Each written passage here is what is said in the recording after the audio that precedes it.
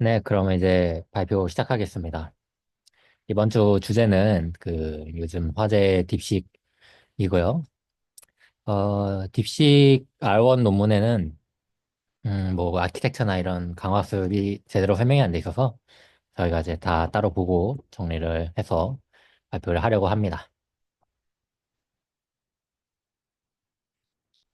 네, 그 딥식 R1의 경우 세 가지 파트를 알아야지 이해를 할 수가 있는데요. 일단 딥식 R1 같은 경우는 일단 딥식 V3라는 이제 강학습을 적용 안 한 모델의 아키텍처를 가져와서 왔고요. 그리고 강화학습은 작년에 나온 딥식 매스라는 부분에서 이제 가져옵니다. 거기서 이제 GRPO라는 강화학습 방법을 이제 시행을 하는데요. 기존의 강화학습보다 엄청나게 이제 쉽고 또 뭐 잘 된다고 합니다. 근데 정말 이 뭐 옛날에 광학 같은 경우 뭐 막 그 Q 함수 뭐 V 함수 뭐 어쩌고저쩌고 무슨 벨만 법칙 어쩌고저쩌고 마르코프트 막 이런 거 되게 많은데요. 그런 거 다 필요 없고 그냥 리워드 모델 하나만 이제 신뢰가 된다면은 바로 적용할 수 있는 엄청 엄청 간단한 방법입니다. 네, 그리고 그 두 개를 가지고 이제 또 특별한 이제 트레이닝을 했는데요. 그 R1 같은 경우는 이미 학습된 V3 모델을 가지고 그거를 스타팅 포인트로 해서 이제 다른 강화습 모델처럼 이제 그 파인튠된 모델을 강화습을 해가지고 더 좋게 바꾸는 겁니다. 근데 그 강화습 데이터셋이 그렇게 많지 않아요. 뭐 여러 개 스텝을 겹치는데 뭐 다 합쳐봐야 이제 800K 정도의 데이터셋 개수라고 합니다. 그거 말고도 이제 R1 제로라고 이번에 V3를 스타팅 포인트로 안 하고 퓨어하게 강화학습으로서만 이제 학습을 해도 이제 잘 한다고 합니다. 그것도 컨트리뷰션 중에 하나고요. 그래서 일단 그 V3 아니 딥식이 어떻게 작동되는지 알기 전에 구조부터 먼저 보도록 하겠습니다. 딥식이 논문에서 이제 구조가 핵심 포인트가 세 개인데요. 첫 번째는 이 멀티헤드 라텐트 어텐션이라는 것과 이제 그 다음에 이제 딥식 믹스처 오브 익스트버트 그 다음에 마지막으로 이제 멀티 토큰 프레디션인데요. 하나하나 보면 알겠지만 뭐 기존 막 만바처럼 완전 뭐 기존의 패러다임 완전히 바꾸는 그런 게 아니라요. 기존 방법을 좀 더 계산한 거에 초점이 맞춰져 있습니다. 기본적으로 다 어텐션 구조고 뭐 네, 메모리를 아끼는 어텐션 구조이고요. 뭐 데이터 라텐트 어텐션 같은 경우는 딥식 MOE는 좀 더 이제 믹스 오브 익스퍼트인데 기존 엑스퍼트들은 전부 이제 모든 엑스퍼트를 전부 쓰는 인데요.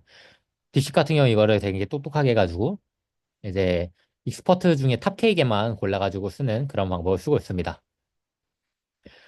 그리고 마지막 멀티 토큰 프레딕션 같은 경우는 이제 잠시 후에 설명을 하도록 하겠습니다. 자, 맞아. 설명하기 전에 저희 이제 연구실에서 NLP에 자, 다들 비전만 하다 보니까 NLP에 익숙하지 않은 부분들도 많을 텐데요. 먼저 NLP에 대해서 간단히 설명을 하겠습니다. NLP도 이제 비전처럼 토큰 통해서 이제 다음 토큰을 제너레이션 하는 모델입니다. 예를 들면 이제 뭐 우리는 비전 같은 경우는 패치들이 들어오지만 네, 자이너 같은 경우는 이런 토큰들이 돌아왔을 때 바로 다음 토큰을 예측하는 모델입니다. 그래가지고 예를 들어서 지금 음, 뭐, 모델이 이렇게 생겼다고 하면은, 혹시 제 마우스 보일까요?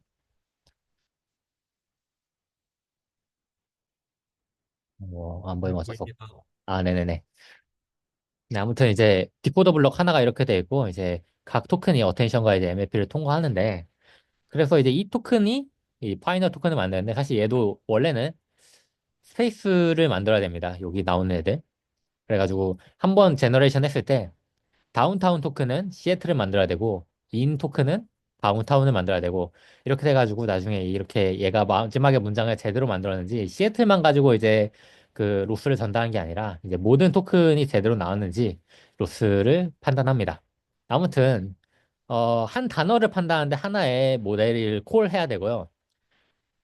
그러다 보니까 이제 하나의 문장을 만드는데 이렇게 네 단어만 해도 네 번이나 모델을 콜을 해야 됩니다.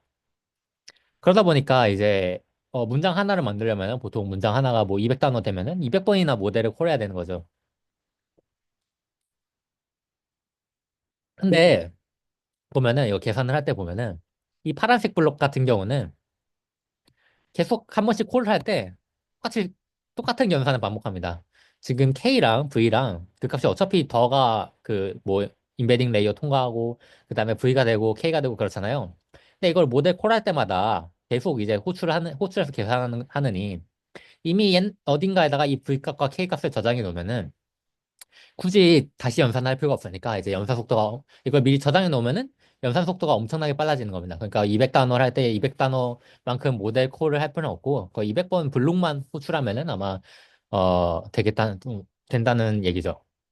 근데 문제가 이 KB를 저장하는 것 자체가 이제 문장이 엄청 길어지니까 이 KB를 그대로 저장하는 게 이제 엄청난 메모리를 소요한다는 겁니다. 뭐 지금까지 있는 토큰의 KB를 다 미리 저장해 놔야 되니까요. 뭐 비전만 해도 64 배치하기도 했는데 모델 콜을 뭐 200번 해야 되는데 그거를 제가 저장하고 있어야 되니까요. 그래서 그 대신에 대신에 그 KB를 전부 다 저장한 대신에 로우 랭크 버전을 대신 저장하는 겁니다.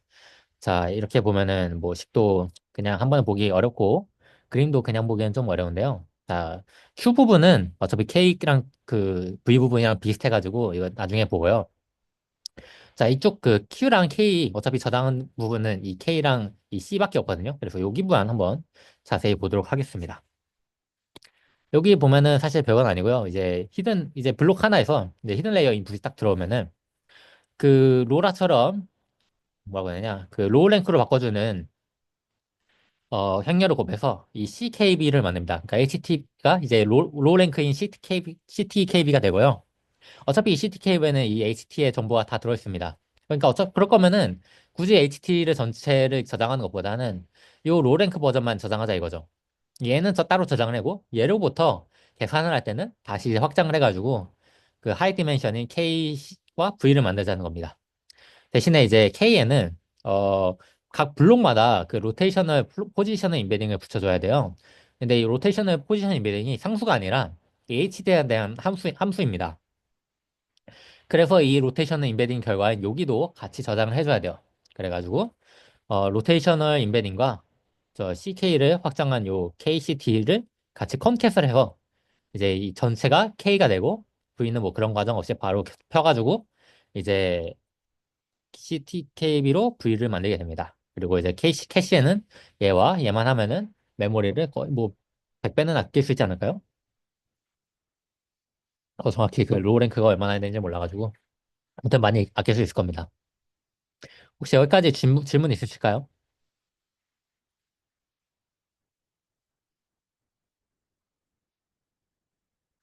여기는 혹시 저 질문이요. 예. 혹시 그 여기 지금 보이는 다이어그램에 보시면 네네네. 지금 WDKV하고 WUK가 있는데 이건 약간 그 인코더, 디코더 그런 느낌인 네, 맞아요. 거. 로우 랭크 할 때, 그 로라 할 때, 뭐냐, 로우 랭크를 바꿔주는 함수 있잖아요. 예를 들면 얘는 뭐 HT가 가령 128 차원이라고 해봅시다. 그러면 얘는 이제 128 한 16 차원으로 바꿔주는 애죠. 그래가지고 CKB는 16 차원밖에 안 되는 거예요. 이해 가셨나요? 그런데 이제 HT 같은 경우는 128 차원이나 되는데 이게 엄청 스팔스하게 이제 그 정보가 저장이 됩니다. 그렇게 된다고 알려져 있고요. 어, 네. 그래서 이제 16 차원으로 핵심만 저장해 놓으면은 이거를 도로 보관하는데 문제가 없다는 거예요. 음, 이해했습니다. 네, 알겠습니다. 그래서 이제 KT만 저장해 놓으면 나중에 이거 펴가지고 K랑 V 구하면 된다. 라는 게 멀티헤드 어텐션입니다. 그래가지고 이거는 그냥 멀티헤드 어텐션이랑 똑같아요. 이 로타리 포지션 임베딩 같은 저도 아직 잘 모르긴 하는데 지금 랭귀지에서는 이게 제일 많이 쓰이나 봅니다. 이 지금 말하는 멀티헤드 레이트 도텐션에서 이렇게 로우랭크로 조정하는 게 딥시크 개발자들이 뭔가 새로 제안한 방법인가요? 아, 네. 이 멀티헤드 레텐서 어텐션처럼 이렇게 로랭크 해가지고 저장하는 게 딥시크가 저자들이 제안한 거냐고 물어보셨는데 뭐 이걸 한 사람이 있었다는 건 들었는데 이거를 이렇게 네, 딥랩 V2에서 이게 처음이 제안이 되었고 뭐 비슷한 시도가 있었을 것 같은데 그걸 이제 이 사람들이 이렇게 바꿔서 했다 뭐 컨트리뷰션이 어떻게 뭐 기여가 되는지 모르겠는데요. 아무튼 V2에서 이제 이 저자들이 좀 더 잘 만들어서 적용한 건 맞는 것 같습니다. 이게 처음 제안한 건지는 모르겠는데요. 아무튼 이제 3분의 1 했습니다. 아키텍처에. 네, 그리고 딥식 믹스 오브 익스퍼트인데요. 이거를 설명을 이제 약간 이제 배경 설명을 해준다면은, 원래는 ML 멀티헤드 어텐션 다음에 이제 그냥 피드 포워드 네트워크가 옵니다. 보통은 이제, 어떤 구조냐면은, 히든 레이어를 받아가지고, 차원을 확정하는 리니어 레이어 하나랑, 그 다음에 이제 액티베이션 레이어 하나랑, 다시 리니어 레이어 하나가 와가지고, 다시 히든 레이어에 연결해줘. 그림을 안 그렸네. 아무튼 보통은 이제 FFN 하나가 히든 레이어 차원이 뭐 128 차원이면은 안에 이제 리니어 레이어는 뭐 차원을 확장해가지고 128 곱하기 4 차원으로 만든 다음에 이제 걔를 액티베이션을 한 다음에 다시 128 차원으로 바꿔주는 이렇게 차원을 확장했다가 그 액티베이션을 거쳤다가 다시 이제 히든 레이어 아웃풋으로 돌아오는 그런 하나의 FFN 구조라고 합니다. 그런 거를 MLP라고 보면 되죠. 근데 이제 나중에 밝혀진 걸로는 이제 FFN 하나가 하는 역할이 무엇이냐? 이 FFN에 이제 파라미터가 있잖아요. 이 파라미터에 어떤 사실관계들이 저장이 되는 거예요. 가령 이제 파리는 프랑스에 있다라는 거를 이제 모델이 알고 있잖아요. 근데 그 알고 있는 거를 어떻게 리트리브를 해놓으냐 하면은 이제 이 MLP에서 FFN에서 가져온다는 겁니다. 가령 이제 그러니까 이제 이 트랜스포머 전체에서 액티베이션 함수가 있는 곳은 이 FFmp밖에 없어요. 근데 액티베이션이 바로 이제 선형 관계를 이제 비선형 관계로 바꿔준 애잖아요. 어찌 보면 이게 범주화라고 생각을 할 수가 있는데, 즉 파리가 프랑스라는 속성을 갖고 있다 또는 프랑스라는 사실을 갖고 있다는 정보는 이 FFN에서 처리를 하는 겁니다. 즉 이제 그 FFN 하나가 뭔가 이제 하나의 전문가라고 생각을 할 수가 있는 거예요. 어떤 사실을 기억하고 있고 그걸 이제 데려오는 그런 전문가라고 생각을 할 수가 있겠죠. 그래서 이 토큰 하나는 이제 여러 개의 FFN을 통과하게 됩니다. 즉 여러 개의 전문가들의 답을 합해서 이제 마지막 토큰이 된다는 거죠. 그래서 전문가들이 어떤 전문가가 있냐면 일단 공통 전문가가 있고요. 그래서 공통으로 통과하는 FFN들이 몇 개 있다고 하거든요. 뭐 8개 정도 있고요. 그리고 shared expect가 있습니다. 이게 이제 다른 MOE랑 여기가 차별화되는 건데요. 가령 이제 전문가가 굉장히 많아요. 전문가 후보들이 되게 많은데 여기서 그 토큰이랑 가장 관련된 전문가만 뽑아가지고 그 전문가들을 탑 K개만 선택을 하는 겁니다. 가령 여기서는 이제 64개의 전문가를 내놓고 9개만 선택을 했대요. 다른 구체적인 방법이 더 있었는데 아무튼 네, 그리고 그렇다면은 각각의 전문가들은 어떻게 선택을 하느냐? 각각의 전문가들은 이게 센트로이드를 가지고 있습니다. 그러니까 이제 이 센트로이드가 어떻게 만드는 건지는 자세히 설명을 안 했는데 아마도 이제 그 무빙 어브레지로 전문가가 선택됐을 때 그 선택된 애들의 토큰을 계속 이제 평균을 해가지고 그 전문가가 가장 가지고 있는 중심 토큰이 아마 센트로이드가 되겠는데요. 그 전문가가 가진 중심 토큰, 걔와 지금 입력 토큰이 얼마나 가깝냐로 이제 전문가들을 선택을 합니다. 그걸 어떻게 하냐면은 내적값으로 해요. 코사인 디스턴스라고 볼 수가 있겠죠, 사실은. 네, 그래서 이제 먼저 이제 시그모이드 가지고 어떤 전문가가 제일 가까운지, 그 토큰이랑 어떤 전문가가 제일 먼저 가까운지 계산을 합니다. 그래서 이제 EI가 센트로이드고요. UTT가 이제 인풋 토큰입니다. 토큰이랑 센트로이드랑 얼마나 가까운지 이제 그 계산해서 탑 K를 골라요. 탑 K를 고르고 그 점수를 SIT라고 합니다. 전문가랑 토큰이 얼마나 가까운지 그게 SIT인데요. 근데 SIT를 이렇게 탑 K로 고르고 나면은 이제 합이 1이 아니잖아요. 그런데 이제 합이 1이 아니면은 이제 쉐어드 애들이랑 이제 균형이 안 맞게 되니까 한번 이렇게 정결해 줍니다. 그 점수 합이 1이 되게. 그렇게 해가지고 원래 토큰의 레지듀얼 합이랑 쉐어드 전문가들의 이제 합이랑 그리고 이제 탑 K로 고른 애들의 합을 이제 최종 이제 토큰의 값이 됩니다. 그래서 이제 쉐어드랑 탑 K를 잘 맞춰주기 위해서 이렇게 균형을 잘 맞춰주기 위해서 이렇게 점수를 1로 맞춰주는 거고요. 네. 혹시 여기까지 질문 있을까요? 일단 이거를 이해하고 넘어가야 될 것 같아서요.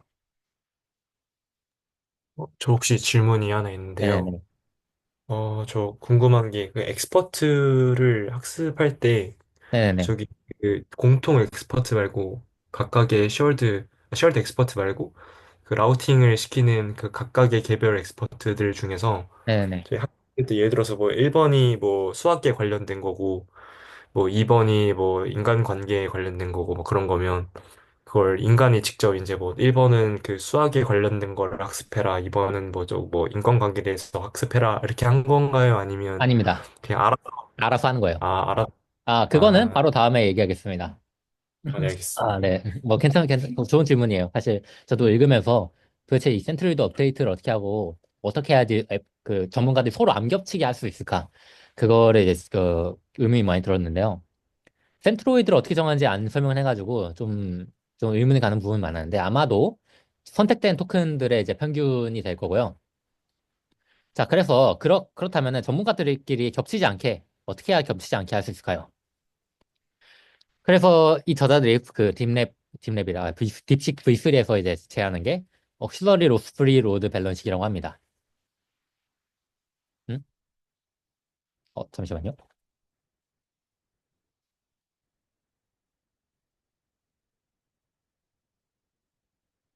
아, 예, 예. 야, 이렇게 하면 되지, 맞아. 그런데 전문가가 만약에 한 전문가는 말도 안 되는 걸 가지고 있어요. 사실 뭐 수학 전문가인데 수학 질문이 하나도 안 들어와요. 그러면 얘는 선택이 안 돼 보니까 계속 자기가 어떤 토큰이랑 되는지 이제 업데이트가 안 되거든요. 그래가지고 이런 문제가 생길 수 있습니다.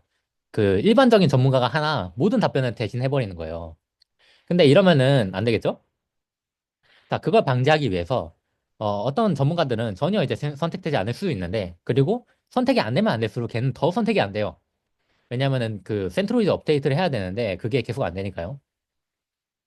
자, 그런데 그걸 방지하기 위해서 이제 그런 이제 인기 없는 전문가들에게 좀 더 점수를 잘 주기 위해서 보정값을 줍니다. 처음에 이제 그 센트로이드와 토큰이 얼마나 가까운지 점수를 했는데요. 그걸 가지고 이제 탑K로 얘가 선택이 될지 안 될지를 결정을 했단 말이에요. 그 선택이 되게 하는 그 처음 점수, 토큰과 점수가 얼마나 가까운가. 그 점수에다가 전문가가 선택이 안 되면 안 될수록 거기에다가만 고정을 해줘요. 그래서 선택이 안 되면은 좀 더 선택이 될 수 있게. 근데 만약에 그러면은 대신에 이제 다른 애들이 덜 선택이 되겠죠. 그런 식으로 이제 전문가들이 음, 점점 서로 안 겹치도록 탑K로 어차피 선택해야 되니까 점점 이제 특정 토큰들로 전문화가 되도록 자동적으로 되게 됩니다.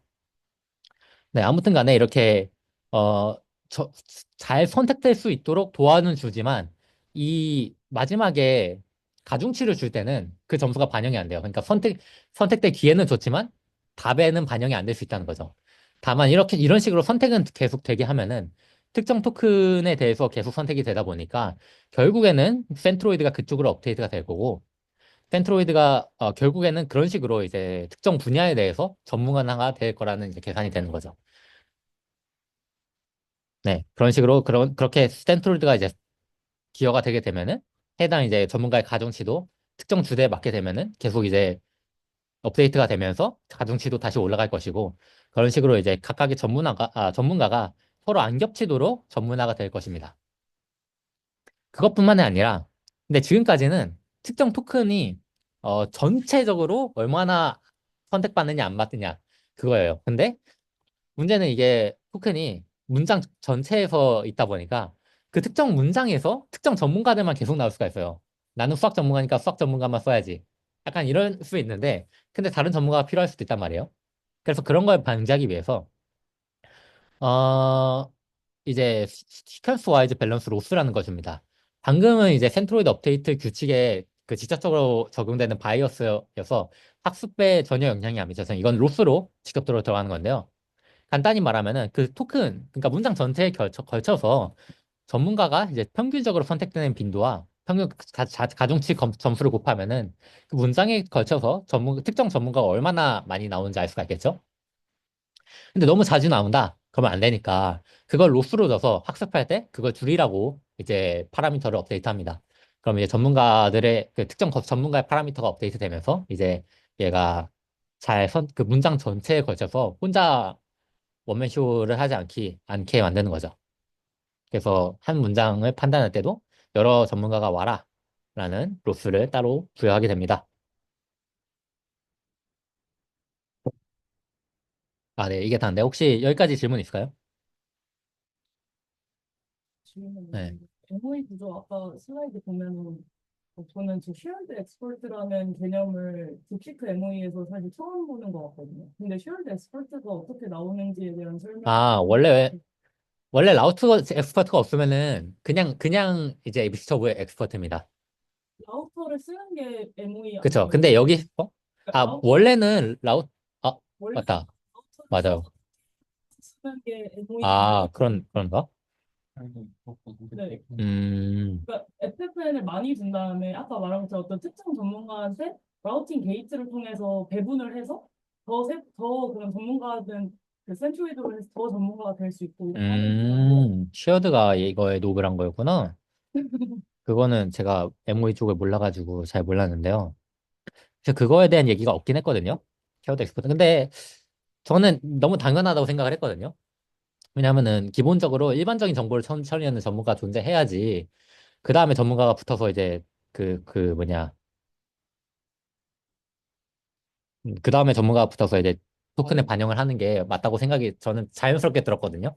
그래서 논리 흐름이 그런 것 같아가지고 아 그런 것다 했는데 생각해보니 원래 이 믹스 오브 익스퍼트가 전문가 중 하나만 선택했나 K게 예를 아 들어 주된 어 그러면은 여기 부분이 기존 논문과 똑같은 거였네요.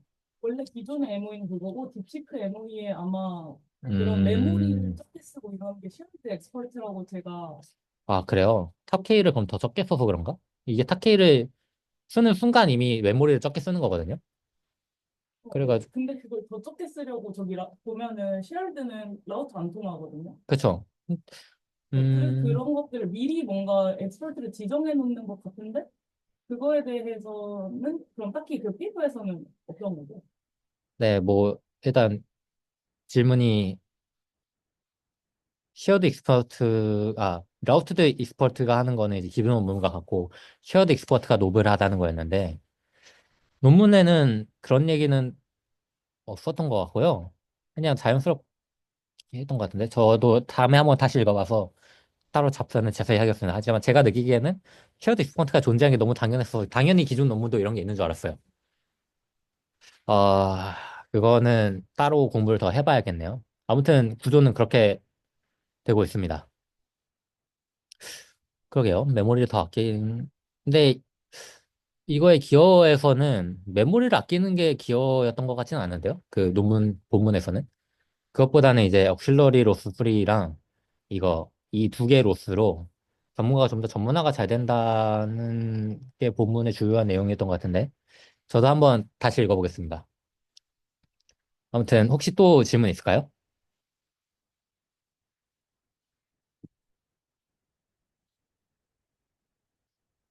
네, 질문 없으면은 다시 넘어가도록 하겠습니다. 자, 이제 3분의 2가 지나는데요. 자, 멀티 토큰 트레디션이 정말 노블한 부분입니다. 사실 다른 논문에서 비슷하게 할 수도 있는데요. 저도 잘 모르겠습니다. 자, 근데 이제 단어 하나마다 이제 모델을 콜해야 되잖아요. 근데 그거는 너무 이네피션트하다는 겁니다. 그렇지만 가장 단순한 방법은 예를 들어서 이제 여기서 이제 시애틀 답변을 낼 때, 예를 들어서 이제 인이란 답변을 낼 때 다운타운이랑 시애틀을 동시에 내도록 하는 게 가장 단순한 이제 접근이겠죠. 근데 이러면 문제가 뭐냐? 인과 다운타운 시애틀 간의 카우절리티가 사라져요.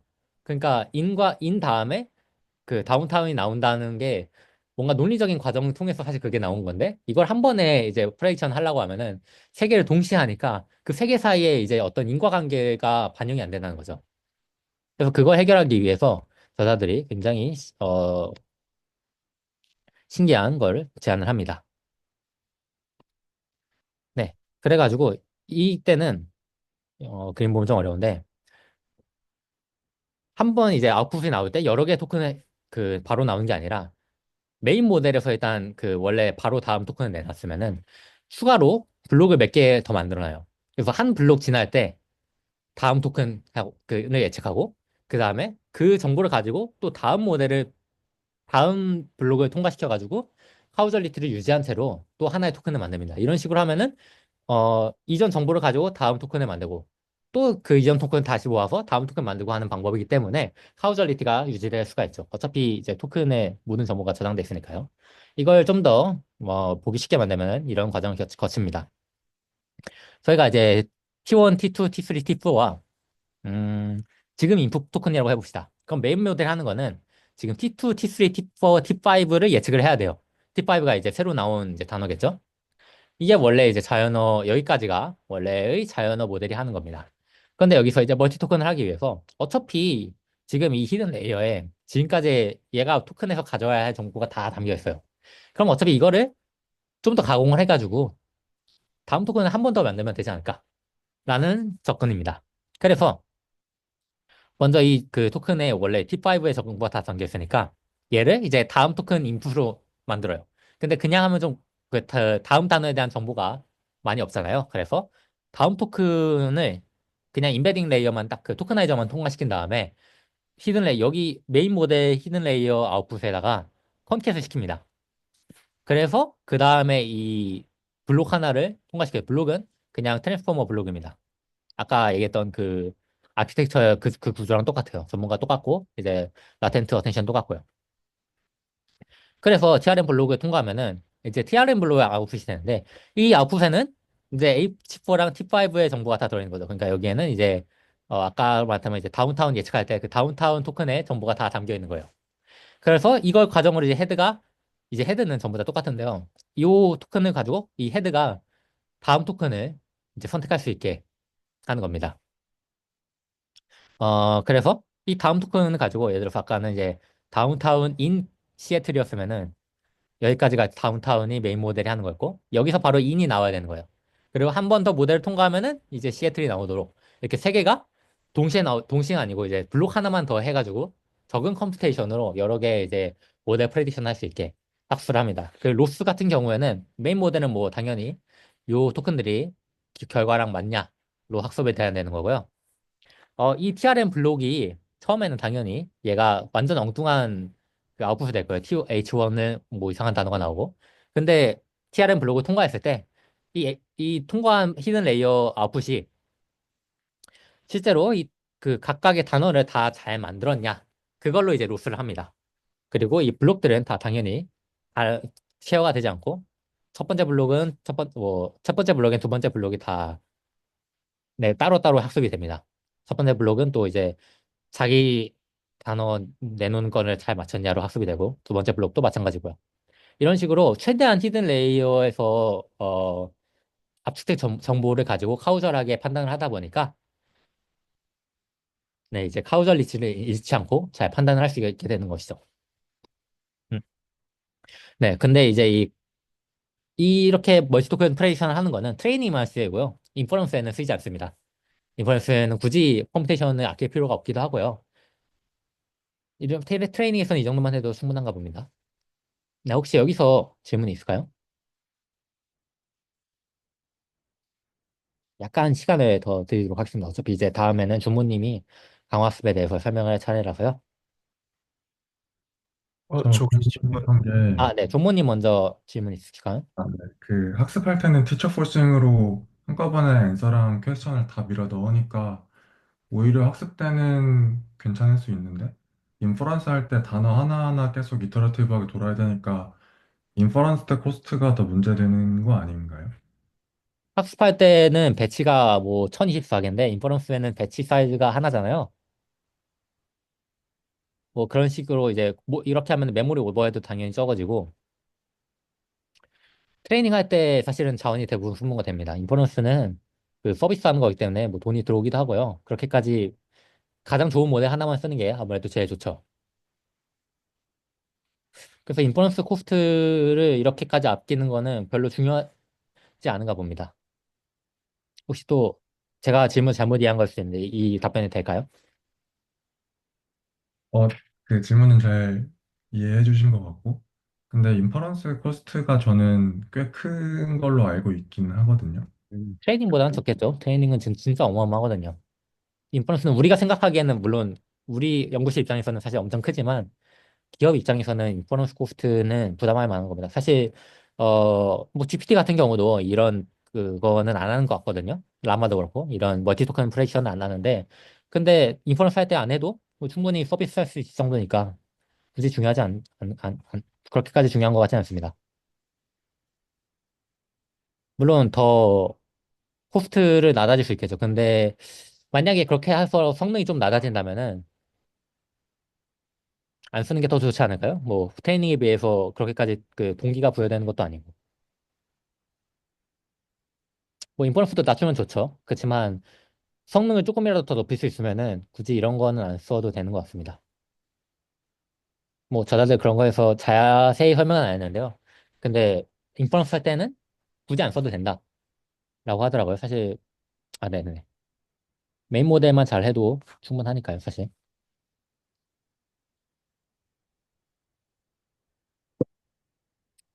하려면 할 수도 있는데요. 약간 굳이 느낌입니다. 혹시 답변이 잘 어, 됐을까요? 네, 일단 말씀하신 게 틀렸다고 생각하진 않는데, 그러니까 그 저도 LLM 잘 몰라서 아닐 수도 있는데, 그러니까 트레이닝 할 때는 예를 들어서 이렇게 그 코덜리티를 크게 신경 안 쓰고, 그러니까 퀘스천이랑 앤서를 한 번에 다 밀어넣고 할 수 있잖아요.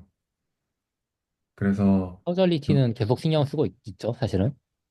그러니까 신경을 쓰는데 네. 이터레이티브하게 돌릴 필요는 없잖아요. 그러니까 티처 포싱으로 그러니까 앤서링에 대해서 모델이 만든 토큰 앤서를 밀어 넣어야지 다음 앤서를 만들 수 있는 게 아니라 그냥 우리가 갖고 있는 GT를 갖고 다 밀어 넣은 다음에 그 음. 입력에 대해서 넥스 토큰만 프레디션 하면 되기 때문에 학습 관점에서 이터레이티브를 많이 돌리는 게 부가가 돼서 멀티 토큰을 해야 되는 건 저는 아, 근데 아니라고 학습 과정에서 그렇게 이제 그 GT 모아가지고 이렇게 하는 그런 식은 아닌 것 같더라고요.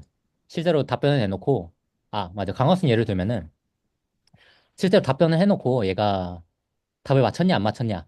이것만 로스로 들어가거든요. 뭐 GT가 존재하는 게 아니라.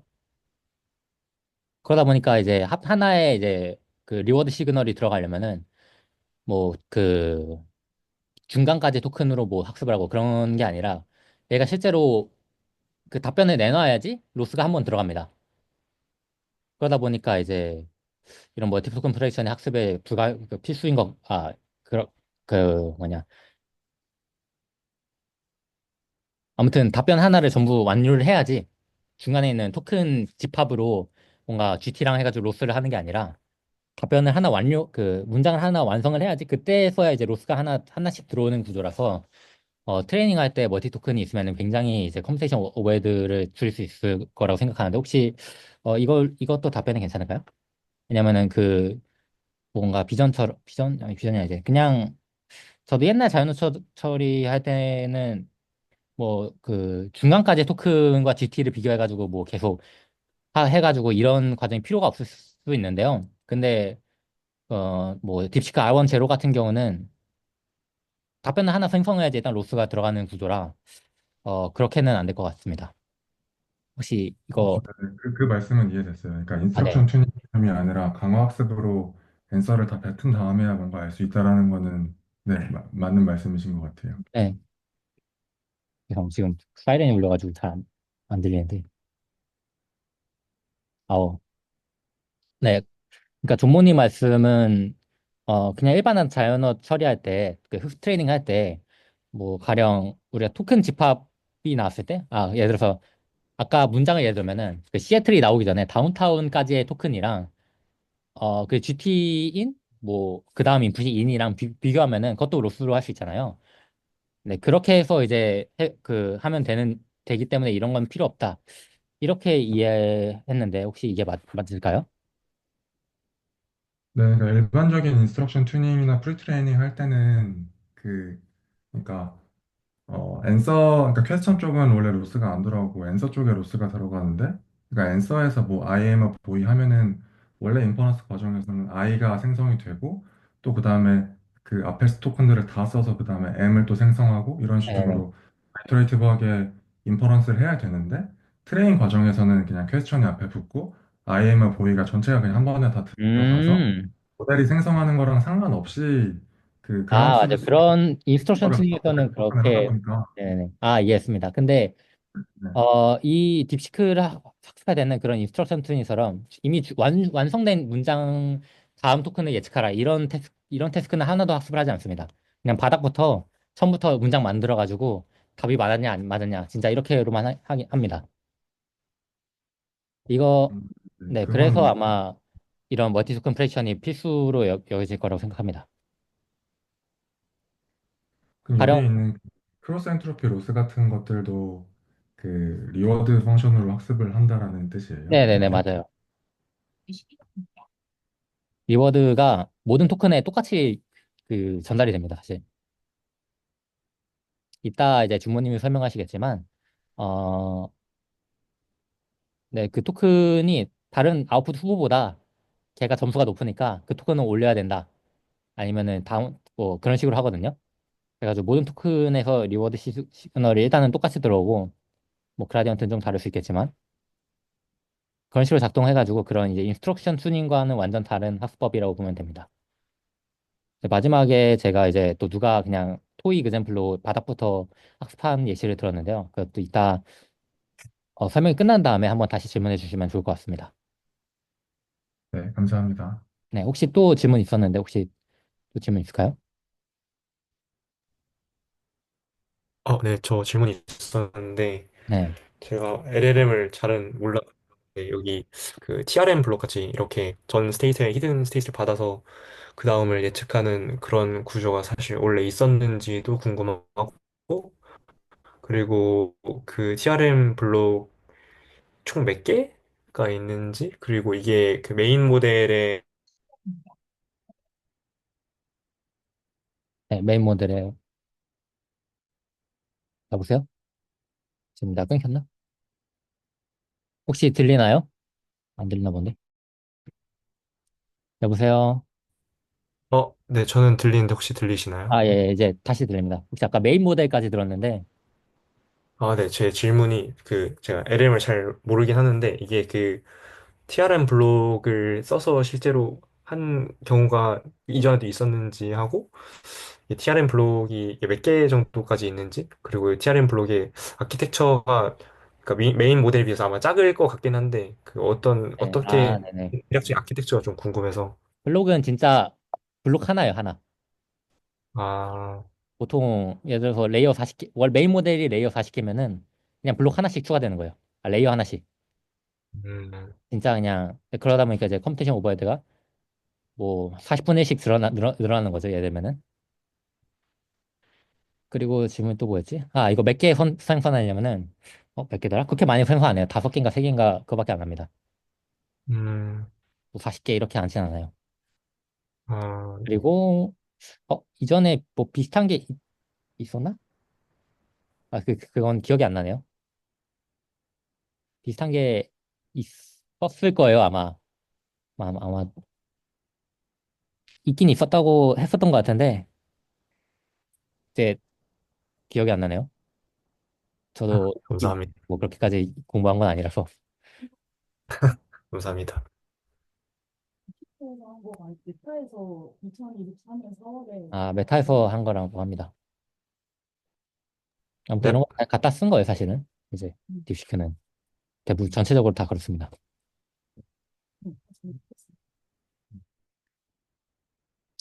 네, 이제 혹시 질문이 더 있으실까요? 참, 한 명 더 있었던 것 같은데.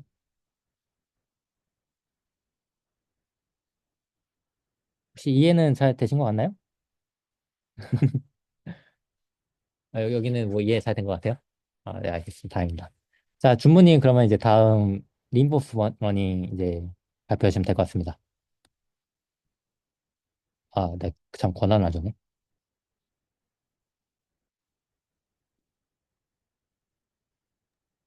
네, 그러면 이제 공유해 주시면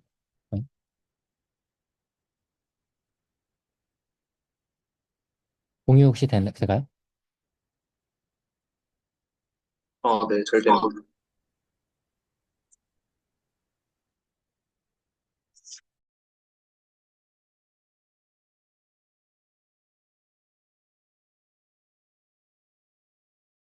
아, 그러면 이어서 저는 그 강화학습 쪽 설명드리도록 하겠습니다. 우선 양이 이미 느끼셨지만 양이 좀 많아서 최대한 컴팩트하게 설명드리는 거를 목표로 해보도록 하겠습니다. 우선은 이 딥시크에 사용된 강화학습 메인 알고리즘은 이제 GRPO라는 알고리즘인데요.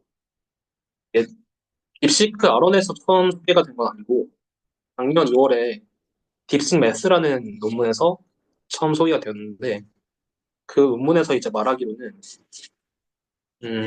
이 GRPO라는 알고리즘이 기존에 원래 LLM을 파인팅할 때 많이 쓰는 PPO라는 알고리즘의 단점을 보완한다고 해서 한다고 하거든요. 그 논문에서는.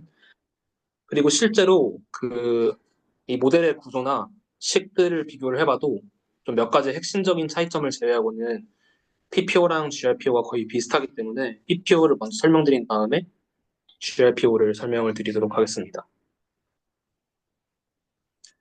PPO에 대해서 먼저 설명을 드리면 Proximal Policy Optimization이라고 하는데 이제 기존까지 LLM을 파인튜닝 할 때 많이 쓰는 강화학습 알고리즘이고 두 가지 네트워크를 학습을 시키는 건데요. 트레이닝을 하는 건데 결국에는 제일 핵심 그 메인 모델인 폴리시 네트워크랑 그리고 이제 밸류 네트워크 그러니까 앞으로 받을 리워드들을 추정하는 밸류 네트워크 이렇게 두 개를 학습을 하는 게 메인이고 그래서 결국에는 오브젝티브 펑션이 뭔지가 제일 중요하잖아요.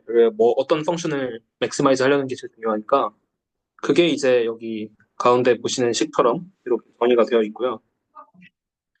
식이 뭔가 되게 구성 요소가 많은 것처럼 보이는데 근본적으로는 이 빨간색 부분인 AT, 어드밴티지라고 하는데 근본적으로는 요거를 맥시마이즈 하려는 게 목표입니다.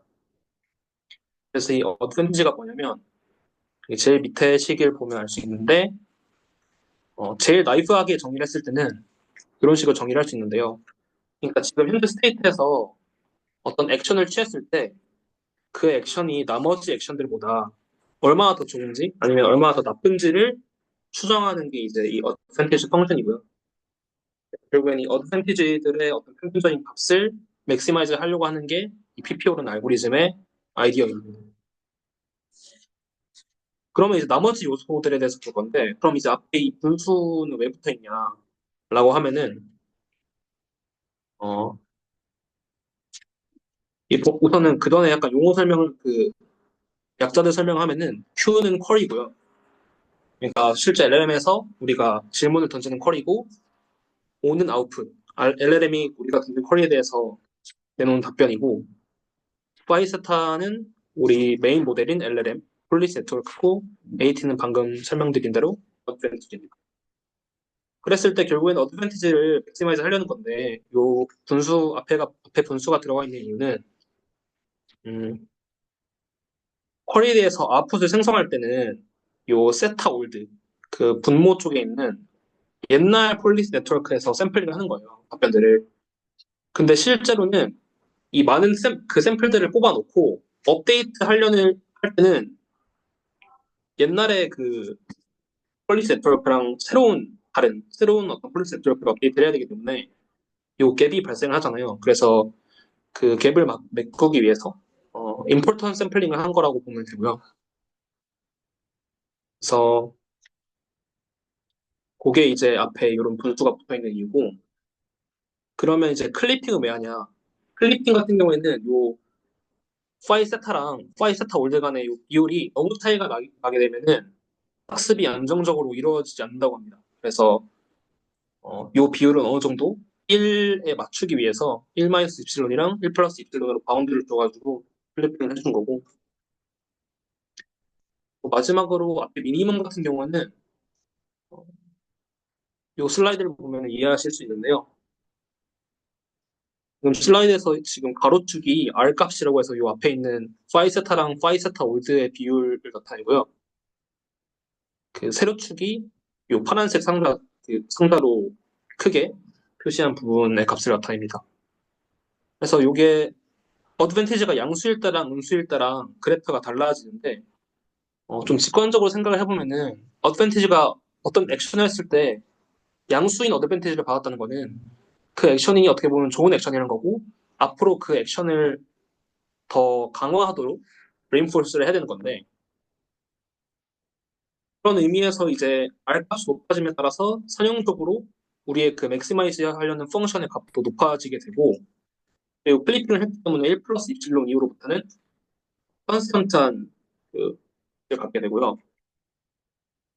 그리고 만약에 어드밴티지가 음수일 때는 반대로 안 좋은 액션을 취한 거니까 이거를 막는 쪽으로 업데이트가 이루어져야 되기 때문에 그 R 값이 작을 때도 이 페널티겠죠. 이번에는 음수 값이기 때문에 페널티를 선형적으로 주는 게 아니라 처음부터 적어도 1-1 곱하기 AT만큼은 주자, 컨스턴트하게 주자라는 아이디어에서 요 미니멈을 앞에다 붙인 것 같습니다. 이 미니멈이 있어야지 이런 식으로 어드밴티지가 음수일 때 처음부터 그 음의 페널티를 줄 수 있게 되기 때문에 이런 식으로 정리를 한 것 같고요.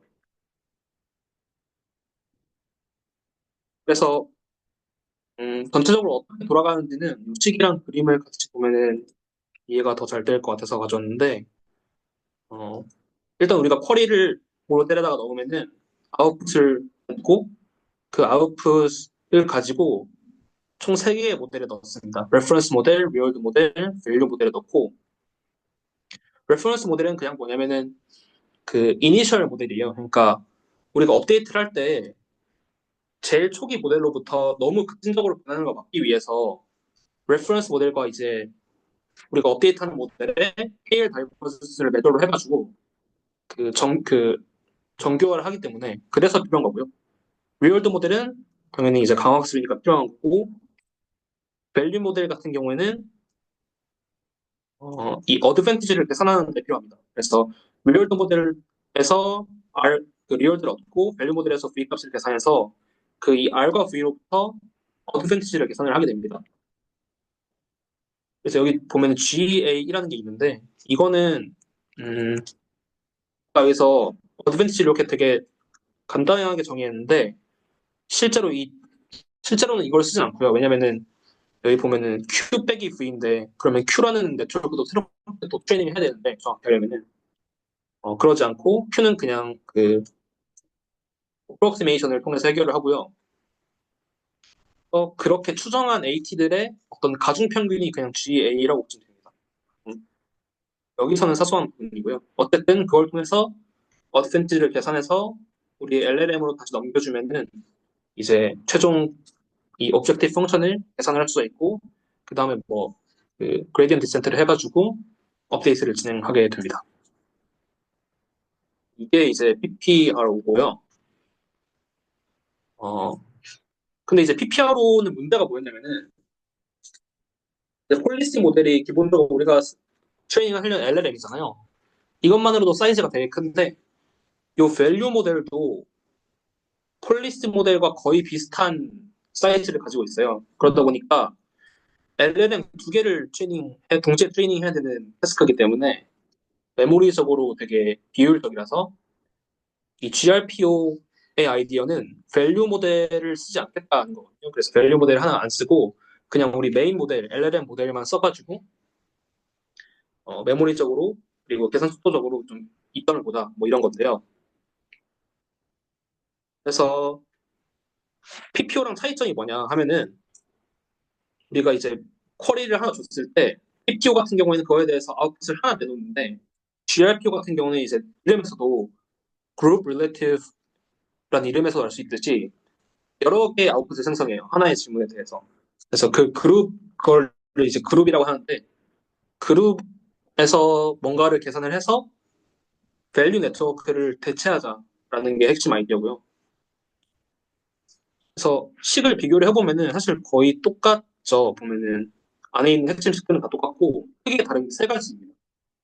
제일 왼쪽에 있는 요거는 당연히 방금 말씀드린 대로 하나의 쿼리에 대해서 여러 개의 아웃풋을 했기 때문에 그 아웃풋에 대해서 값을 계산해서 평균을 내주는 과정이 추가가 된 거고요.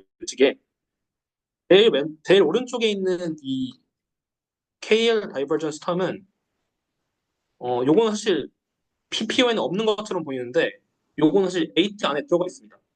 그래서 이 그 KL 페널티를, 그러니까 맨 처음 이니셜 레퍼런스 모델로부터 많이 벗어나지 않게 하기 위한 이 텀을 그냥 익스플리시트하게 밖에다 빼놓을 건지 아니면 에이트에 들어가 있는지 그 차이라서 요거는 큰 차이라고 보긴 어려울 것 같고요. 제일 핵심적인 차이가 요 AT, 그러니까 어드밴티지를 계산하는 방법이 다릅니다. TPU에서는 잠깐 리마인드를 하면은 아까 그 GA라는 그 계산 방식을 통해서 계산한다고 했고 GRPO에서는 되게 단순하게 계산을 합니다. 이제 우리가 하나의 쿼리에 대해서 여러 개의 아웃풋이 나오면은 그 아웃풋에 대해서 각각 리월드를 매길 수가 있잖아요. 그래서 그 리월드들이 R1부터 RG까지가 있을 텐데 걔네들을 그냥 정규화해서 노멀라이즈를 해서 노멀라이즈 된 값 자체를 어드밴티지로 쓰겠다는 그런 아이디어입니다. 그러면 이제 V 그 사이가 밸류 네트워크를 추가적으로 훈련을 안 해도 되는 거죠.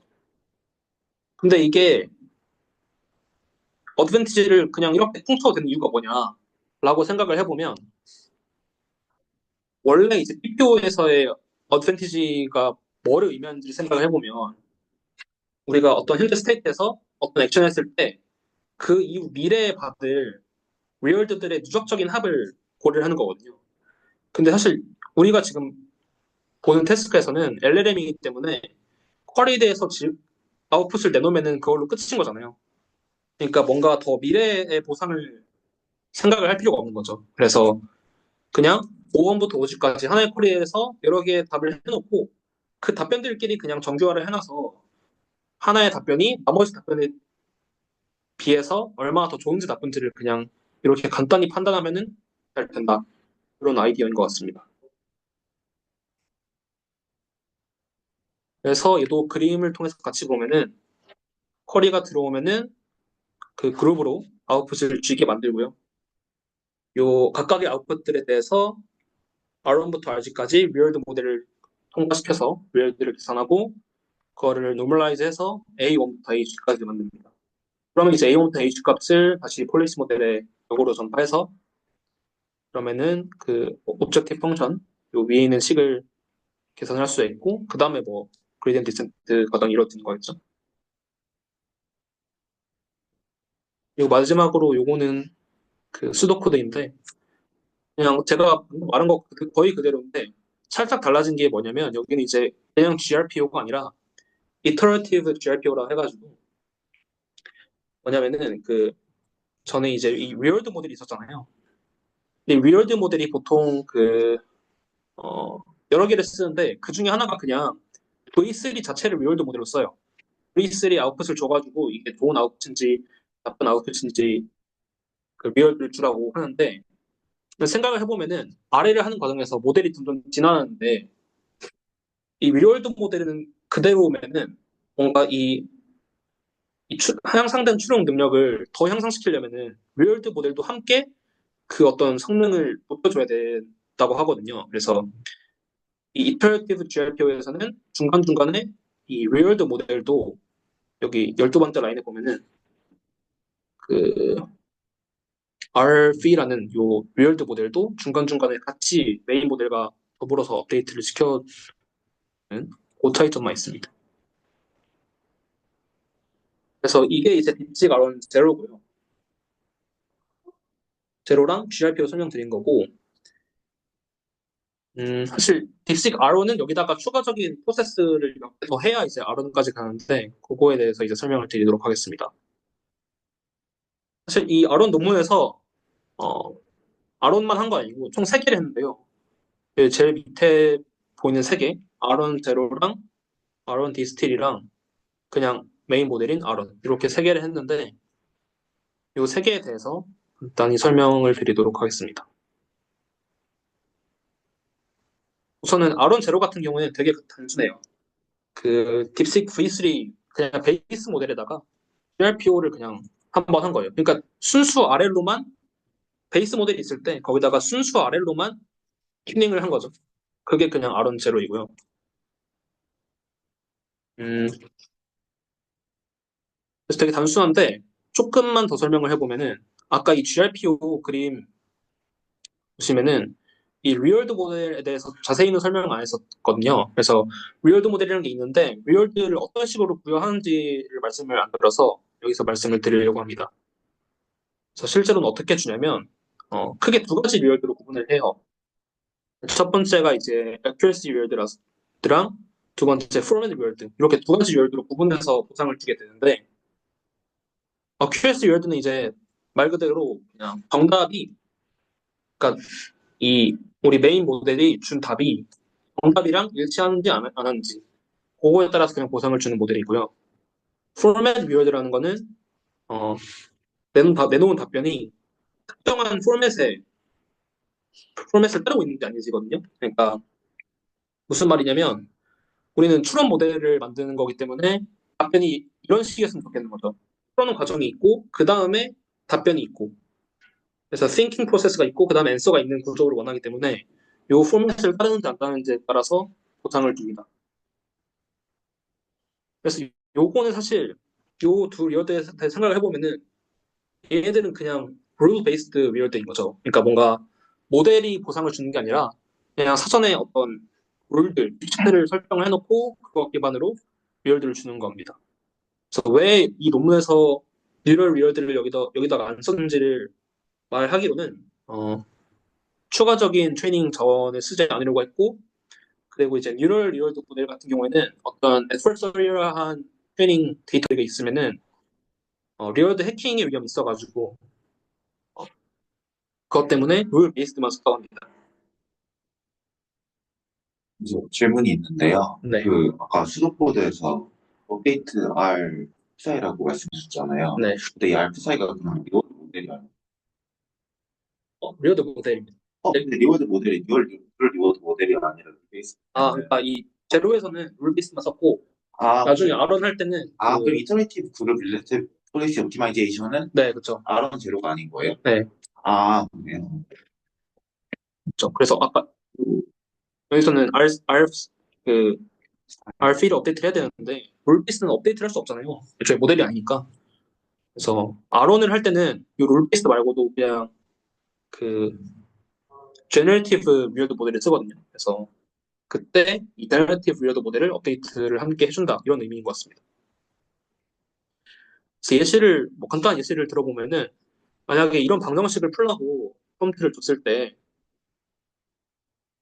모델이 만약에 이런 식으로 응답을 했다고 하면은 이거는 이제 답은 맞았죠. 답은 맞았는데 답은 맞았으니까 accuracy word는 어떤 양수값을 갖지만은 여기 보면은 think랑 not think, think and 이 태그가 없잖아요. 태그를 지키지 않았기 때문에 그 format word 측면에서는 네거티브한 word를 받겠죠.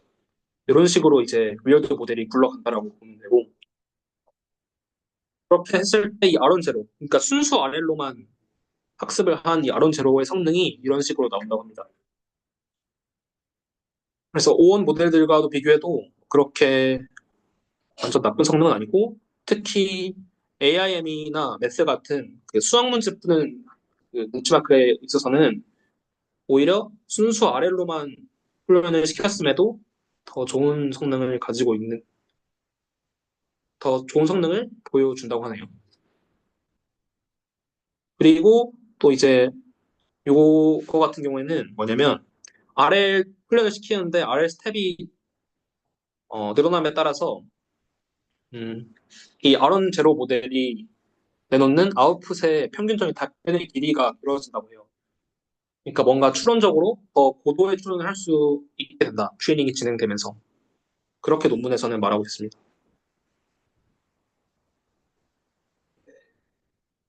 또 이것도 그냥 현상으로서 그냥 논문에서 그냥 현상적인 거로서 보고를 한 건데 아론 제로를 이제 훈련하는 중간 체크 포인트에서 이런 현상이 많이 나타났다고 해요. 그래서 빨간색 부분을 보면은 그 띵킹 프로세스 중에서 아하 모먼트라고 해가지고 뭔가 내가 지금까지 생각했던 거를 다시 이제 리플렉트 할 수 있는 그런 능력을 얻게 된다고 합니다. 여기까지가 아론 제로고요. 혹시 지금까지 내용 중에 질문 있으실까요?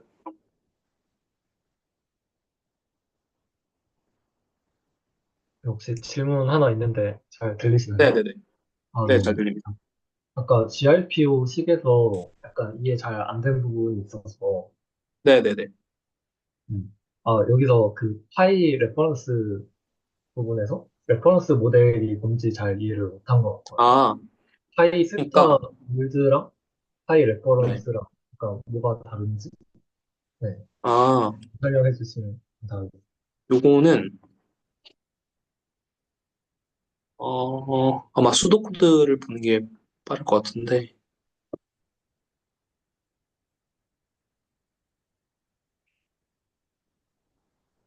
그러니까 레퍼런스 모델은 제가 생각할 때는, 어, 레퍼런스 모델은 리월드 모델을 업데이트 할 때만 하는 그 주기에 맞춰서 바뀌는 것 같고, 세타 올드라는 거는 그 배치 샘플링을 해서 그 배치를 고를 때마다, 배치를 고를 때마다 올드 폴리시 모델을 새롭게 이렇게 정의를 해주는 것 같거든요.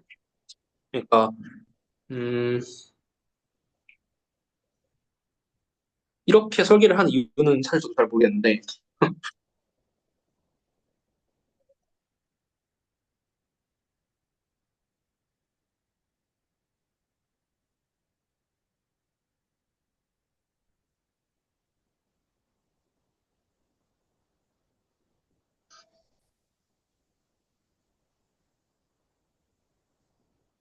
아, 그러니까, 세타 올드라는 거는 그 세타 올드랑 세타를 구분하는 이유는 결국에는 새로 샘플링 할 때마다 뭔가 바뀌는데 그거를 캐치하기 위해서 구분을 해놓은 건데 그래서 이 세타 올드라는 거는 새로운 배치 그러니까 새롭게 샘플링을 할 때마다 바꿔주는 것 같고요.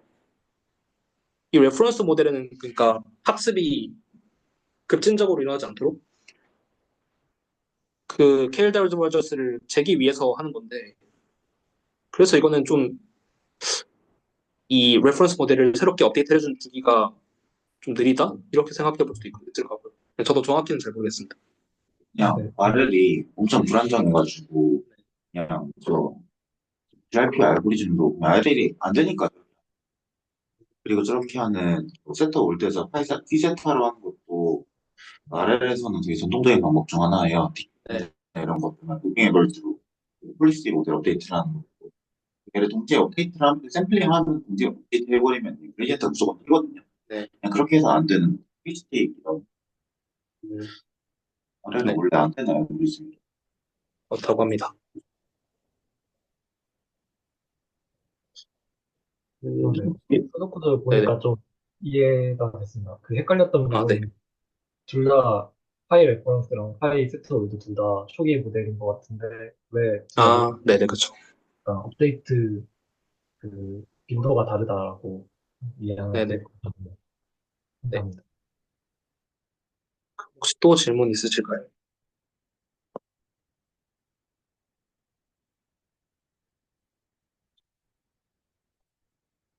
있으시면 이어서 하도록 하겠습니다.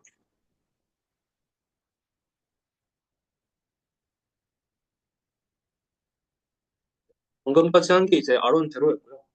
그 다음에 이제 아론에 대해서 설명을 드릴 건데, 그럼 아론 제로까지 해놓고 나니까 뭔가 자연스럽게 든 생각이 순수 RL로만 트레이닝했을 때 되게 준수한 성능을 거뒀다면은 거기다가 추가적으로 파인 튜닝을 하면은 더 임프루브먼트가 있지 않을까 하는 생각을 해볼 수가 있을 것 같고, 그리고 또 한편으로는 아론 제로에서의 문제점이 있었는데요. 그 문제점이 뭐였냐면 이 생성하는 아웃풋에서 가독성이 떨어지는 경우. 그러니까 답은 저대로 정확히 맞췄는데 사람이 읽기에 뭔가 좀 부적합한 답변을 내놓는 경우가 많았고 그리고 랭귀지 믹싱 그 언어가 제공한 답변에서 여러 가지 언어들이 혼합해서 나오는 경우가 있었다고 합니다. 그래서 이 두 가지 문제점들을 해결하면서 성능을 향상시키는 모델이 빅직 아론이라고 보면 됩니다. 총 4단계의 스텝으로 아론을 학습을 시키는데요. 첫 번째는 이제 콜드 스타트 데이터를 이용해서 약간의 파인 튜닝을 하는 건데, 어, 이거는 그냥 우리가 맨 처음에는 그냥 V3 모델이니까 추론적인 능력 면에서는 떨어지기 때문에 어느 정도 양질의 데이터를 파인튜닝 데이터로 제공을 해서 그 RL 학습 초기 단계의 그 학습 속도를 빠르게 하기 위한 그런 콜드스타트 데이터를 준비를 한 거고요. 이거는 사실 엄청 적은 샘플로 했기 때문에 이건 업투 K라서 1000개 미만의 샘플로 진행을 해서 되게 적은 데이터로 파인튜닝을 처음에 진행을 합니다. 그 후에는 이제 아까 딥식 제로에 했던 것처럼 RL을 하는데요.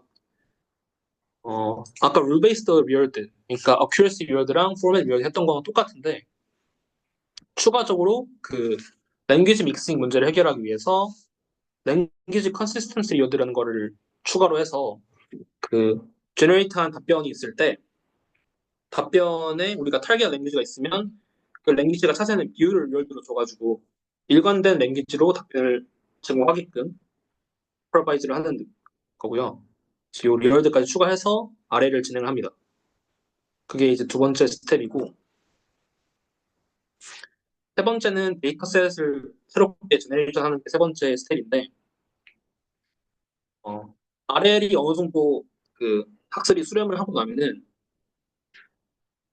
추가적인 파인튜닝을 하기 위해서 데이터셋을 만드는 작업을 합니다. 이 데이터셋을 만드는 이유는 뭐냐면 이 데이터셋, 그러니까 어느 정도 RL이 잘 된 모델로 데이터셋을 만들어서 그 데이터셋을 가지고 인스톨레이션을 한다거나 아니면 베이식 V3 베이스 모델, 랜턴 모델에다가 그 슈퍼바이드 파인튜닝을 하기 위해서 데이터셋을 만든다고 보시면 됩니다. 그래서 크게 두 가지 종류의 데이터로 나눠서 리즈닝 데이터, 추론형 데이터들과 그렇지 않은 non 리즈닝 데이터들로 나눠서 추론형 데이터 600K 샘플 그리고 비추론형 데이터는 200K 정도 개를 만들게 됩니다. 그래서 이 만든 800K 개 총 데이터를 가지고 다시 지금까지 했던 거를 그냥 다 그냥 잊어먹고 제일 처음 V3 베이스 모델로 돌아와서 여기다가 슈퍼바이스 파인 튜닝을 진행을 하게 됩니다. 그래서 파인 튜닝을 진행하고 그 다음에 또 파인 튜닝을 했으니까 우리 그 GRPO를 적용해서 RL을 하게 됩니다. 근데 여기서 RL은 살짝 아까 했던 그 딥식 제로에서는 살짝 다르게 물론 그 룰 베이스 리얼도 있지만은 추가적으로 휴먼 프리퍼런스에 관한 그러니까 결국에는 사람이 사용해야 되기 때문에 휴먼 프리퍼런스에 관한 추가적인 리얼드 모델을 넣어가지고 강화학습을 한다고 합니다. 어, 어, 여기서 그 휴먼 프리퍼런스라는 게 뭐냐면 크게 두 가지로 넣어서 설명하고 있는데요. 논문에서는 하나가 이제 의회성과 얼마나 그 의회성이 하나의 기준이고 얼마나 안전한 답변을 내는지 뭔가 좀 사회 규범에 어긋나는 답변을 내지 않는지 그거를 판단하는 리얼드가 하나 있고 그리고 하나는 이 답변이 얼마나 유용한지에 대한 그거를 판단하는 리얼드 모델 이렇게 두 가지를 추가로 해서 RL을 하면은 네, 딥식 RL 모델이 됩니다.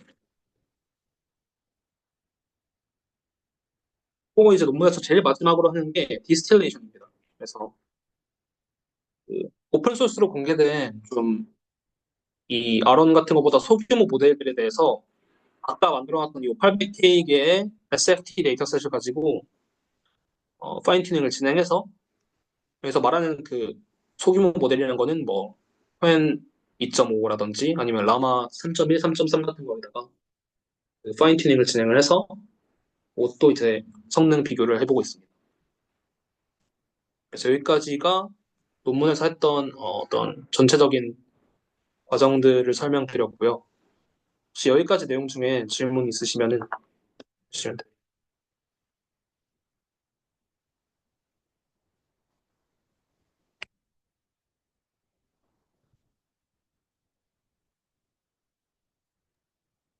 혹시 그 딥시크 V3 베이스랑 딥시크 V3랑 무슨 차이인지 알 수 있을까요? 어,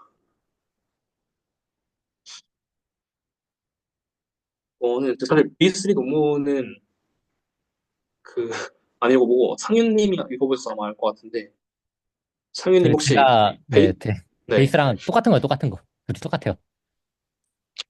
둘 다 그냥 완성된 모델 음, 말하는 거예요. 네, 그렇다고 합니다. 그래서 베이스란 말이 그냥 V3를 혼용해서 썼나? 아무튼 근데 베이스란 거는 약간 이제 RL의 스타트 지점으로서 의미를 좀 강조한 거라고 생각하시면 됩니다. 네, 알겠습니다.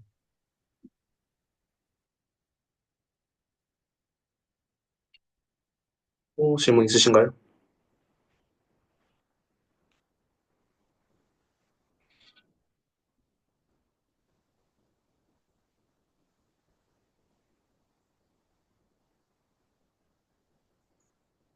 네, 없으시면은 마지막 익스페리먼트 부분 상현님 이어서 설명해 주겠습니다.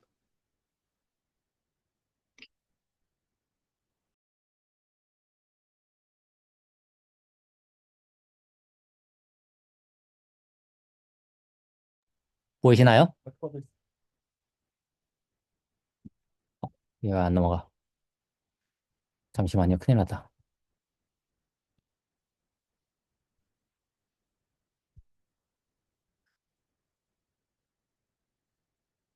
아, 네, 다시 제 차례가 됐습니다. 뭐 실험 결과는 짧게 하겠습니다. 그게 저도 잘 모르는 거기도 하고 사실. 아무튼 이제 이런 이제 데이터셋 다 이발루에이션 데이터셋인데 이런 데이터셋에 대해서 엄청나게 좋은 성능을 지금 낸 거를 볼 수가 있습니다. 뭐 거의 다 잘했대요. 특히나 이제 놀라운 거는 이제 오픈AI 5원 127 버전보다 뛰어난 것들이 몇 개 있었다는 것이죠. 어마어마한 성취죠. 저 근데 데이터셋을 다들 잘 모를 것 같아서요. 저도 처음 보기도 했고요. 대신 이그잼플들 몇 개를 이제 설명했습니다. MML 프로란 건 이제 일반적인 지식을 얼마나 잘 답변하느냐에 대한 이제 어, 데이터셋인데요. 데이터셋이 보통은 근데 LLM 아웃풋이 엄청난 긴 문장이잖아요. 그래서 걔네들을 이제 평가하기 쉽지 않은데 MMM 프로 같은 경우는 그냥 객관식 문제만 이렇게 줘가지고 그래서 얘가 답을 맞췄냐 안 맞췄냐 이걸로 이제 에발루에이션이 들어갑니다. 그러면 이런 수학 문제가 있다고 하면은 옵션이 예를 들어서 이런 10개가 있는데 여기서 이제 자연어가 답변을 뭘로 주냐 이제 그냥 한 단어 한 글자로 A, B, C, D, E, F, G로 그냥 스트링으로 하나 딱 나오게 해가지고 그걸 평가합니다. 뭐 이제 COT에 대한 이제 에발루에이션도 들어갈 수 있는데 여기서는 안 썼고요. 뭐 이거는 이제 데이터셋에 포함된 COT 이그젬플입니다. 이런 식으로 했냐 안 했냐를 나중에 평가할 수가 있는데요. 근데 실제로 이 딥식 R1을 평가할 때는 요거는 평가에 안 넣고요. 그냥 답 얼마나 맞췄냐 그랬습니다. 그리고 또 신기한 다음 에발루에이션은 IF 이발이라는 게 있는데요. 얘는 답변을 내되 답변이 내가 준 조건을 잘 그 충실하게 이행했냐는 걸로 이제 그 에발루에이션 들어갑니다. 예를 들어서 어 내용은 별로 안 중요해요. 지금 이 위키피디아 페이지를 요약해라. 했는데 요약 내용은 별로 안 중요한데 요약 내용 중에서 조건을 걸어요. 지금 300단어 이상으로 했냐? 콤마를 쓰지 말아라. 하이라이트를 해라. 마크다운 포맷으로 만들어라. 이런 것들을 잘 지켰냐가 바로 그 라벨로 들어갑니다. 그런 걸 지켰냐라는 걸 했을 때도 F이발 잘했대요. 클로드가 제일 잘했나요? 지금 보니까. 네. 그리고 아까 얘기했듯이 이제 디스틸레이션을 하는데 조그만 모델들 있잖아요. 이제 QN이나 아니면 라마 같은 모델. 이 라마 같은 모델을 이렇게 우리 R1 모델 되게 잘 만들었으니까 이 아웃풋 가지고 디스틸레이션을 해봤더니 엄청 잘하더라. 기존 모델보다도. 그런데 이런 의문이 생길 수 있죠. 지금 R1 프로세서 되게 잘 만들었잖아요. 리인포스먼트 러닝 프로세서를 되게 잘 만들었으니까 QN 같은 걸 그냥 디스틸레이션 말고 처음부터 여기를 이제 베이스라인 시작점으로 잡아서 리인포스먼트 러닝을 했을 때 어떻게 되느냐라고 했을 때 어, 그냥 네, 제로 부분이 이제 그 시작점을 잡아서 리인포스먼팅을 한 거거든요. 그렇게 많이 안 나아졌대요, 사실. 근데 이제 디스틸레이션 한 거는 엄청나게 많이 나아졌다. 어떤 항목에서는 이제 뭐 성능 향상이 있을 수 있지만 그냥 디스틸레이션 하는 게 훨씬 더 이제 자원 친화적이고 훨씬 더 성능도 뛰어나다라는 게 이제 훨씬 효율적이라는 결론입니다. 이건 뭐지?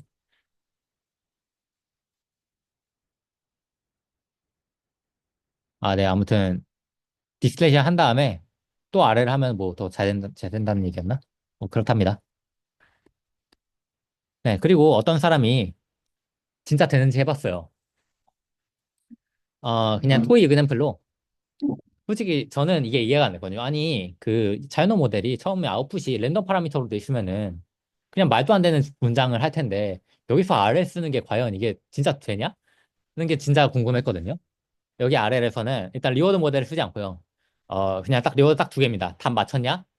그거랑 내가 지정한 형식, 그러니까 이제 COT를 하도록 생각은 이 think 구문 안에 있고 답은 answer 구문 안에 있느냐. 딱 이 두 가지만 리워드로 들어가는 거거든요. 그럼 딱 이 두 가지만 리워드로 넣었을 때 그냥 랜덤 파라미터로 한 자연어가 제대로 진짜로 학습이 되긴 하는 건가 궁금했는데 실제로 해보니까 된대요.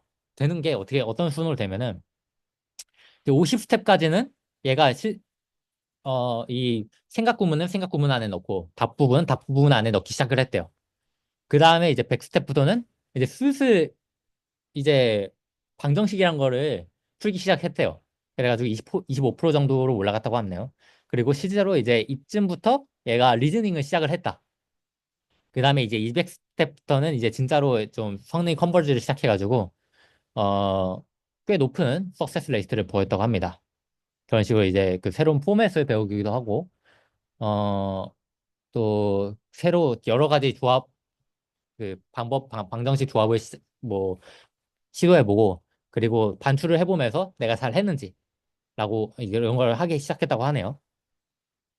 그리고 450 이상부터는 컨버지가 더 이상 안 된다고 합니다. 이제 QN 조그만 걸로 해가지고 더 이상 진행이 안 됐다고 하는데요. 네, 그래가지고 200스텝밖에 안 됐는데도 랜덤 파라미터로 시작했는데도 이제 이게 리즈너블한 대답을 하기 시작했다고 합니다. 그런 식으로 이제 리워드 모델만 확실하다면은 이런 식으로도 랜덤 파라미터로 완전히 시작을 해도 된다는 거를 이제 확인할 수가 있었습니다. 네, 혹시 여기서 이제 저희 발표를 마치도록 할 건데요. 더 질문이 있을까요? 아까 혹시 종무님 그 질문 혹시 답변이 됐을까요? 그러니까 이런 식으로 학습을 할 때면은 뭔가 완성된 문장에서 한 단어만 더 판단하기 이런 게 아니라 처음부터 끝까지 일단 답변을 생성하고 그 리워드를 가지고 이제 트레이닝이 들어가는 거라고 볼 수 있습니다. 그렇기 때문에 아까 얘기했던 이제 멀티 토큰 제너레이션이 이래서 필요하게 된 거죠. 네, 그 설명 감사하고 그래서 저도 페이퍼를 조금 그 테크니컬 리포트 페이퍼를 좀 찾아봤는데 일단 제가 그냥 완벽하게 명시가 안 돼 있긴 한데 여전히 MTP의 그 오브젝티브 자체가 크로스 엔트로피로 되어 있고 그 크로스 엔트로피의 그라운드 트루스가 이제 토큰으로 정의가 되어 있거든요. 아, 그 맞아요. 말은 거기선 그렇게 돼 있죠. 잘. 다음 토큰을 이제 생성하는 크로스 엔트로피 로스를 매긴다는 거는 정확하게 RL의 오브젝티브는 아니고 아, 이제 네. 그렇죠. 그 인스트럭션 튜닝에 대한 오브젝티브이잖아요. 그래서 제가 이해하기로는 근데 MTP 페이퍼를 또 보니까 이게 인퍼런스용으로도 쓸 수 있긴 하지만 메인 하게는 그 트레인용이다. 그러니까 한 번 문장을 던져줬을 때 딱 다음 토큰만 예측하는 것보다 그 다음 거를 한 번에 예측하게 학습을 시키면은 예를 들어서 한 번 트레이닝 스텝 밟을 거를 뭐 두 번, 세 번 밟는 효과를 더블로 얻을 수 있는 거잖아요. 아, 그러니까 그렇죠. 그런 면에서 이피션시가 오는 것 같더라고요. 네, 그렇죠. 그리고 그건 V3 논문에 있던 거라서 강화학습 얘기가 없는 건데 아마 여기서는 이제 GT 로스가 없다 보니까 GT 로스 대신에 그 강화학습 그 리워드가 대신 들어가는 걸로 생각이 됩니다. 그 토큰별로 이제 리워드가 들어가거든요. 얘가 그 크로스 엔트로피 로스 대신에 리워드가 주는 시그널이 대신 들어가는 것 같습니다. 그러면은 강화학습에서도 그러니까 yes or no 같은 되게 단순한 대답을 할 때도 토큰 레벨로 그라운드 트루스가 따로 있을 수 있다는 뜻이에요. 아니, 그라운드 트루스가 아니고요. 그냥 그 리워드가 이제 아까도 얘기했던 폴리시 모델 어드밴티지에서 그냥 그 리워드가 플러스 마이너스냐 사실 이게 중요한 거거든요. 아웃풋이 얘가 처음에 한 64개 만듭니다. 그래서 32개는 리워드가 플러스고 32개는 리워드가 마이너스인 그런 식이에요. 그래서 그 아웃풋 64개 만들었는데 그게 각각으로 이제 로스가 들어가거든요. 근데 올드 모델에 비해서 뭐 리워드가 높았던 애들은 그 토큰이 확률이 높아지도록 이제 그라디언트 시그널이 들어가는 거죠. 크로스 엔트로피 로스 대신에 아마 토큰마다 그런 식으로 이제 그라디언트가 전달되는 것 같습니다. 아, 그쵸, 그죠. 예를 들어 DPO도 그냥 센텐스 와이즈하게 그 로스를 매저 하더라도 결국에는 그레디언트를 뿌려주면 토큰 레벨로 들어가긴 하니까 뭐 네, 토큰마다 학습이 된다라는 말이 자체는 사실 맞는 말이긴 한데 그 네. MTP 특성에서 이제 그 토큰 하나당 그런 트루스가 있다라는 그 명제 자체가 ROE가 매칭이 되느냐를 생각했을 때 그게 조금 의문이어서 전 찾아봤던 거죠. 네. 딱히 그라운드 트러스라는 거랑 좀 다른 것 같습니다. 그냥 리워드 시그널이 들어갔다. 이거였을 것 같습니다. 사실 그리고 토큰을 제너레이션 할 때마다 사실 리워드가 다를 수 있는데 여기서는 그냥 아웃풋 하나 잘 했냐로 모든 토큰한테 리워드가 들어가거든요. 사실 근데 프로세스마다 이제 리워드를 하는 것도 해봤는데 그건 잘 안 됐다고 합니다. 불안정한가 봐요.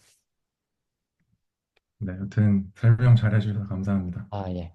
또 질문 있을까요? 아까 아래쪽에서도 뭐 혹시 질문 더 있으면 하셔도 괜찮습니다. 채팅 있었네? 아, 보인다고.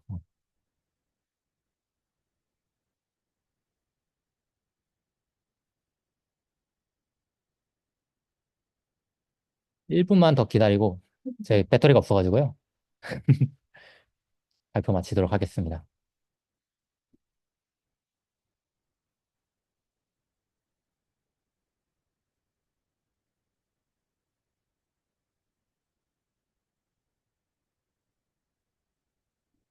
아, 네, 알겠습니다. 발표 끝내도록 하겠습니다. 지금까지 잘 들어주셔서 감사하고요. 아이고.